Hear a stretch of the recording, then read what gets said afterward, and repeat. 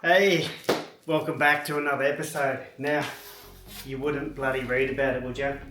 Tassie has finally had 3 solid days of sunshine. Too hot for a jumper, but I've got a mountain of work to do. So, without further ado, let's get into it.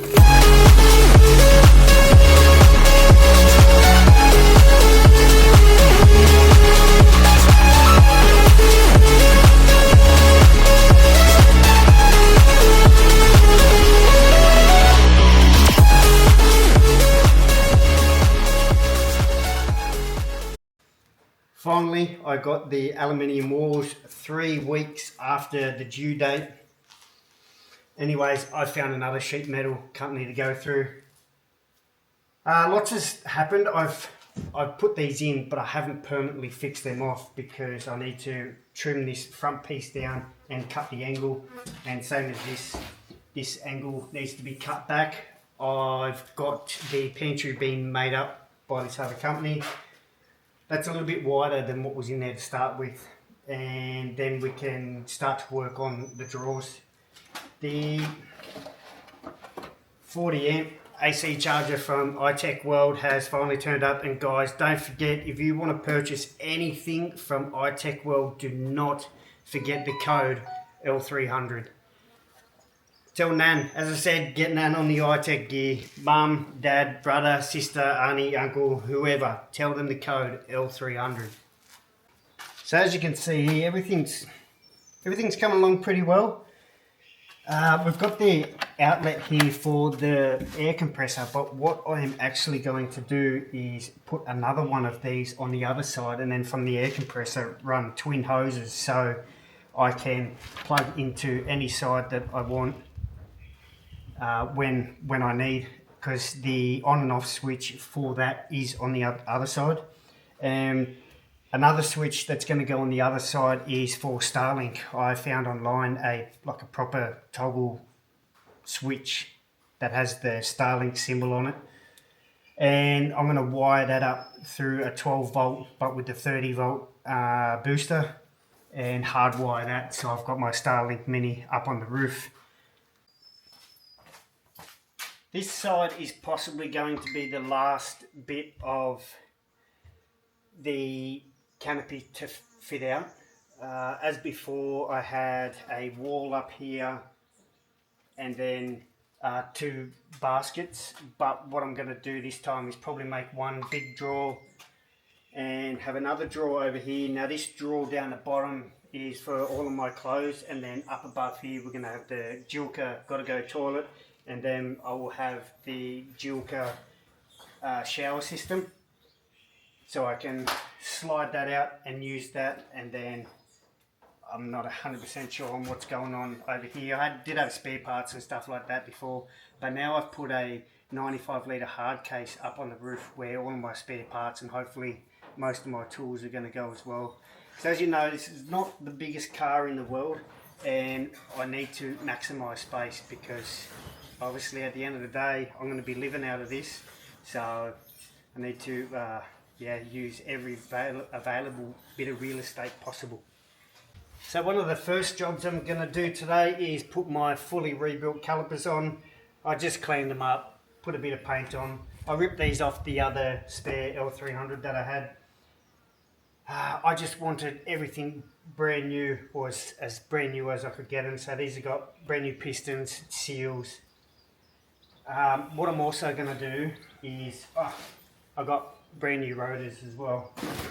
I just wanted to try and make sure everything on the front is brand new.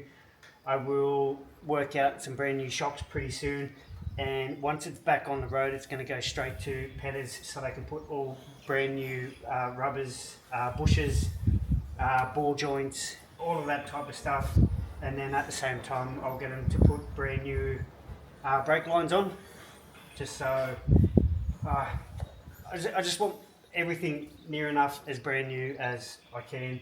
I'm going to put all brand new bearings in there. The only thing that's probably not going to be brand new are the CVs.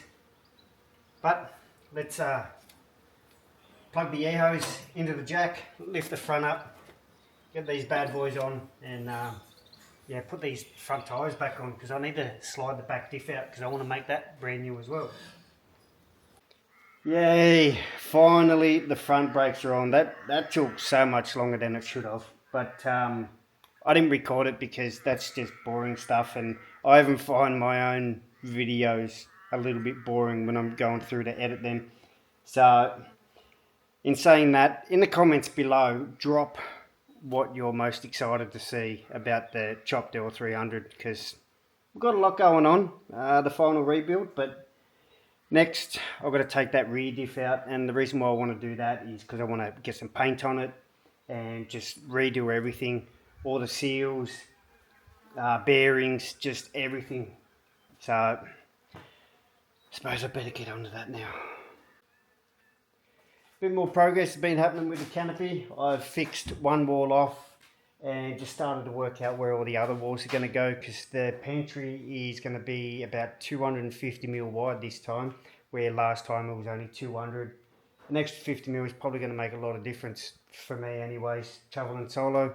But what I've also done is the Sabre off-road air compressor. So as you can see there, I've run an outlet for dual outlets. So I'm going to have this one down the bottom here, and then on the other side, let's take a bit of a quick walk.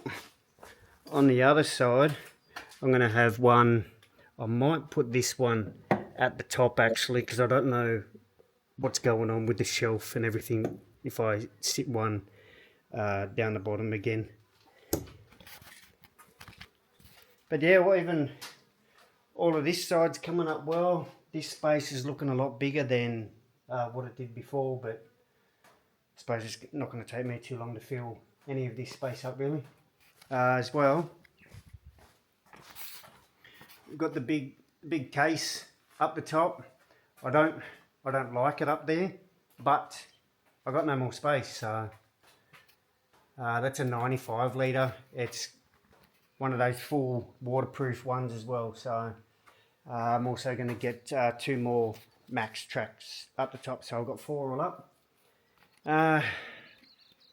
This is still looking sad. I don't want to do it, but I know I have to. So as you can see, the front bar is done, but I can't show you that. You'll see that on the next episode. So thanks for watching, guys. Do all the good stuff. Like, subscribe, share the video.